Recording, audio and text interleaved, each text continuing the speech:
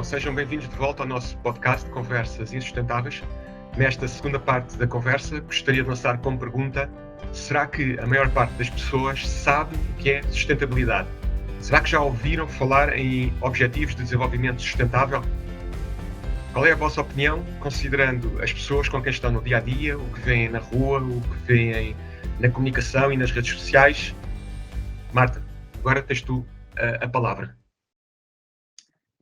Então, eu gosto muito desta pergunta, particularmente aqui a primeira parte de será que as pessoas sabem o que é sustentabilidade, conhecem? Porque eu sinto que, no fundo, sabem. Mesmo quem não pratica, acho que há aqui uma consciência de que este hábito é um bocadinho melhor do que aquele em termos de impacto no planeta ou na sociedade.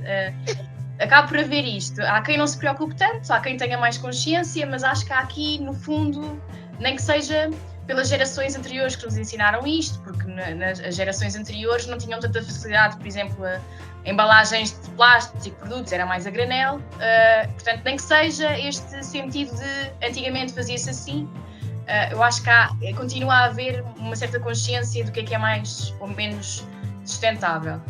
Agora, o conceito propriamente dito, a parte mais técnica, que se calhar nós que estamos mais ligados à sustentabilidade ouvimos diariamente, eu acredito que o comum mortal que não tem muito interesse pelo tema não ouça estes termos, não conheça os Objetivos de Desenvolvimento Sustentável, acho que não, apesar de serem já muito divulgados e já existirem há alguns anos. Portanto, acho que há um grande caminho a fazer e, sobretudo, sabendo que são bases boas para nós trabalharmos em várias áreas, para nós debatermos vários assuntos, conseguimos encaixar quase todos os temas possíveis e imaginários dentro de objetivos. Portanto, se calhar aqui o desafio vai ser como é que nós podemos transformar estes objetivos que foram feitos diretamente para governos e empresas aplicarem, como é que os conseguimos transformar em coisas que nós no dia-a-dia sabemos também relacionar. Acho que o desafio é esse. E pronto, Hélder, estavas aqui com uma cara muito interessada e a dizer que sim, portanto assumo que ou concordes ou queiras acrescentar alguma coisa. Não, concordo. Eu estava a pensar, pronto, e um dos desafios quando nós lançámos esta iniciativa do podcast, é que efetivamente quando a gente pergunta, a gente diz, será que a maior parte das pessoas sabe o que é sustentabilidade? Eu próprio, todos os dias interrogo, será que eu sei efetivamente o que é isto? Ou seja, porque o conceito consegue ser tão lato e consegue ter tantas implicações que eu acho que nós temos de ter um bocado, eu pelo menos tenho essa humildade de dizer, bom, eu dedico-me sobre o assunto, aplico, observo o que é que se passa à volta. E como falámos no episódio anterior da questão de toda a pressão mediática e todo o barulho que há e tudo mais, e depois tenho também que fazer o meu trabalho, ou não, será que eu estou a ver isto pelo prisma certo? E a questão dos Objetivos de Desenvolvimento Sustentável acaba por ser mais uma acha para a fogueira, porque na realidade existem, os objetivos permitem ter de uma forma muito mais tangível o caminho, os cuidados ou as orientações para podermos efetivamente chegar a um mundo mais sustentável, mas na realidade o que eu noto, tanto na minha atividade profissional como pessoal, é que ninguém sabe o que é isto. Portanto, se eu hoje chegar, sei lá, tenho aqui, com esta figura, a primeira reação que eu vou ter é, olha, tem umas cores muito giras. Portanto, as pessoas não conseguem, não sabem, a maior parte das pessoas, e eu falo quando visito uma empresa, e não precisa ser uma empresa pequena, ainda porque nós no primeiro episódio também falámos, as pequenas empresas estão um bocado a leste. Temos 10 anos bons, então. Sim, mas é que a questão chega-se a sei lá, nós falámos no primeiro episódio das pequenas ações, ok? Se nós formos falar com as pessoas que estão, por exemplo, num chão de fábrica, e falarmos disto de sustentabilidade, objetivos de desenvolvimento sustentável, estão completamente a leste. E, portanto, às tantas, começamos a pensar, não, então nós também temos que fazer esta parte de falar sobre isso, discutir sobre o assunto, até para nós também aprendermos. Portanto, efetivamente, respondendo às perguntas, creio que não. Creio que há ainda muito desconhecimento, infelizmente, e é preciso passar essa informação para as pessoas também começarem a criar a sua própria interpretação do que é sustentabilidade. Mas se calhar já me alonguei demais e, portanto, eu passo a bola ao Frederico. Frederico, concordas comigo? Discordas? Sim, concordo que as pessoas claramente ainda não estão a par do que é qual é a importância, como referi no no primeiro podcast a importância da sustentabilidade nas nossas vidas e no futuro que vamos deixar. Eu recordo-me de uma conferência do Observatório da ODS que fui com o Filipe há umas semanas, ter sido dito uma definição muito simples, que não será totalmente assim como eu vou dizer, mas que me recordo que a sustentabilidade era na prática a nossa capacidade de satisfazer as nossas necessidades sem comprometer as necessidades das gerações futuras, era algo assim deste género. E eu acho que essa definição é muito simples para toda a gente perceber. Gozem a vida, mas lembrem-se que usando a vida, para o que vamos deixar pode não ser tão agradável para quem vem mais tarde. Eu acho que esta definição é muito simples, toda a gente percebe, mas não acredito que toda a gente a aplique.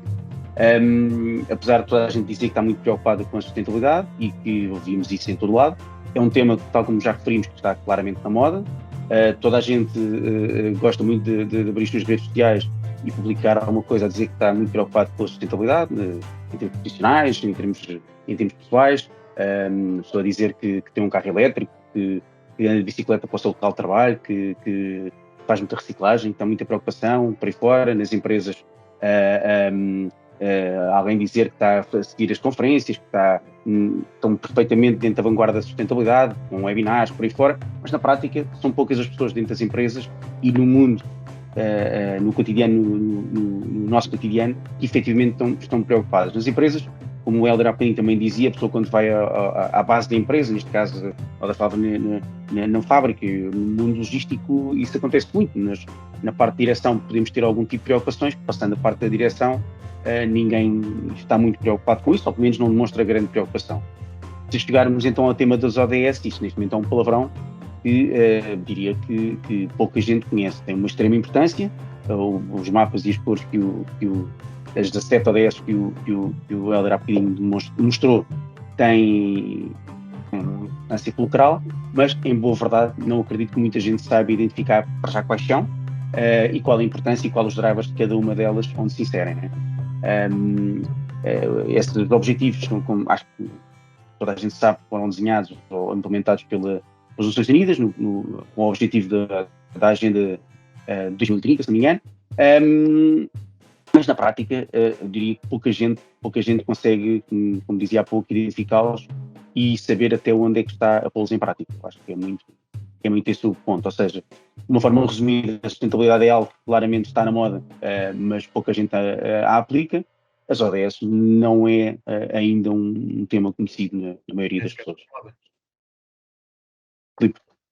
Sim, eu estava a dizer que os ODS nem sequer estão na moda ainda, por enquanto. Pelo menos ainda não vemos pessoas na rua de forma generalizada a usar t-shirts. Merchandising ODS, bandeirinhas. Acho que temos que falar com algumas pessoas. Eu já me sinto um extraterrestre por ter isto aqui. Cola aí na camisola à frente para ver se o modelo pega. Vou fazer assim um... Exato.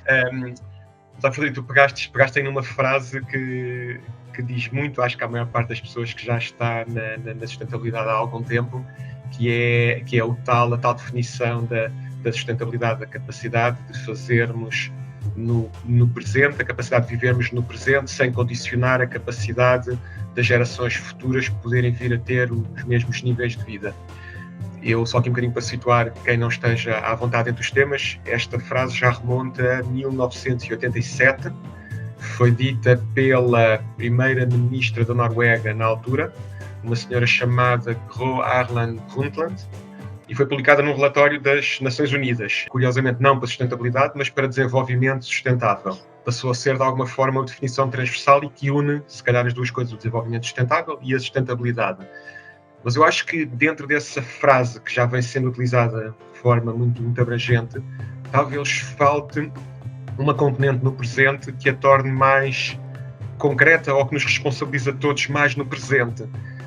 Que não é a capacidade da nossa geração viver e utilizar os recursos atualmente sem comprometer as gerações futuras, é, novamente, como eu disse também na primeira parte, a capacidade de o fazermos sem comprometer já o presente. Isso já nos afeta. Já estamos a comprometer o presente de forma significativa. Portanto, e isso, curiosamente, não se tem colocado muitas vezes. Lá está a tal questão de se falar muito sobre sustentabilidade, mesmo em âmbito já de algum conhecimento, e muitas vezes nós temos de desmistificar. E eu aqui colava com uma coisa que a Marta disse no início, que na verdade, se calhar é a primeira vez que eu me lembro de ouvir dizer, que é, todos nós sabemos o que é sustentabilidade. Intuitivamente, todos nós apanhámos alguma coisa porque apanhámos no contexto cultural, que foram as outras gerações que se calhar tinham comportamentos muito mais sustentáveis do que nós, porque nasceram em enquadramentos distintos, em que não havia tanta abundância, sabiam que tinham que ter muito mais cuidado com aquilo que consumia, nem que fosse por questões económicas puras, mas por outro lado também porque não viviam em sociedades tão desenvolvidas, portanto também tinham que ter outro tipo de cuidados, seja em matérias como os resíduos domésticos e coisas tão simples quanto isso. Portanto, antigamente que tínhamos que ir ao fundo da rua para meter o lixo, tínhamos que ter muito mais cuidado a preparar aquilo, porque os caixotes também não eram recolhidos todos os dias, estavam lá uma semana inteira, acumulava-se muita sujidade. Quer dizer, isso originou que ao longo do tempo, no passado, houvesse aqui um outro tipo de comportamentos que se calhar se perdeu quando chegámos agora a uma fase de um desenvolvimento muito maior das sociedades, pelo menos das sociedades ocidentais, porque temos que nos lembrar que se calhar 4, 5 mil milhões de pessoas no mundo não têm nem de perto nem de longe os mesmos padrões de vida que nós conhecemos. Sim, essa é uma questão, desculpa interromper, mas isso é uma questão que acho que podemos depois falar mais à frente. Estás com a bola. Não, mas é que isso é uma questão importante, porque efetivamente há aí outra questão. Tu falaste agora da questão da sociedade ocidental ou não. A perspectiva destas questões da sustentabilidade acho que é muito influenciada pelo contexto cultural e de sociedade que cada um vive. Portanto, há sociedades efetivamente em que estas questões da reutilização ou, por exemplo, de comprar coisas a granel é o dia-a-dia e, portanto, as pessoas adotam um comportamento mais sustentável do que aquele que nos foi, se calhar, imposto, isto dava outra discussão, que nos foi imposto pela facilidade. Nós temos uma sociedade, a sociedade ocidental, desenvolveu-se para ser tudo muito fácil e descartável. Portanto, é a sociedade do descartável. E isto também induziu comportamentos que hoje estamos a pagar por eles e que temos que os reverter. Portanto, a questão da sustentabilidade se calhar, também tem uma fase cultural e de educação importantíssima, porque isso vai demorar tempo.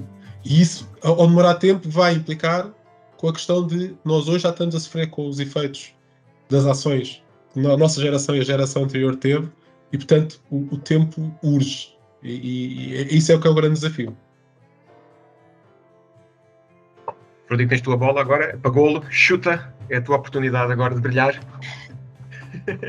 Não, o que o Helder dizia na questão da importância no mundo ocidental, de facto, nós, como tu dizias, Filipe, não importa sempre perceber que 2/3 ou mais, 2/3, 3/4 da população não vive neste ambiente. E, portanto, nós podemos estar aqui com muitas preocupações quando no outro lado do mundo, ou não é do outro lado do mundo. As preocupações são existentes, ou pelo menos começam a existir, mas são muito pequenas, porque elas já existem. Atenção, elas já existem. Eu tenho amigos meus a viver na China e Macau e por aí fora, e sei que existe já planos e a serem implementados, principalmente nas grandes cidades, a nível comportamental. Há multas, por exemplo, a ter uma noção, às vezes aquela coisa que nós às vezes pensamos, num determinado país manda-se uma coisa para o chão e é normal. Não, hoje em dia já não é. Hoje em dia já não é, já há multas, já há alterações comportamentais nas escolas, mas isto obviamente vai demorar, se calhar, uma geração a mudar, não é? Vai mudar muito tempo a ser concretizado. E esse é um tema também relevante, porque nós podemos estar aqui com grandes preocupações, mas do outro lado não ajudarem, no final do dia não estamos a ajudar ninguém, não é? No final do dia vamos ser nós prejudicados. Isto tem que ser um trabalho de equipa, incontornavelmente. Pronto. Então, muito obrigado. Vamos terminar por aqui mais esta parte da conversa. Fiquem atentos à terceira parte, onde vamos abordar a questão como pode este podcast e estas conversas insustentáveis contribuir para que se fale de forma mais informada sobre estes temas. Obrigado por estarem connosco e não se esqueçam de contribuir para esta conversa, deixando a vossa opinião ou questões na caixa dos comentários. Obrigada. Obrigado.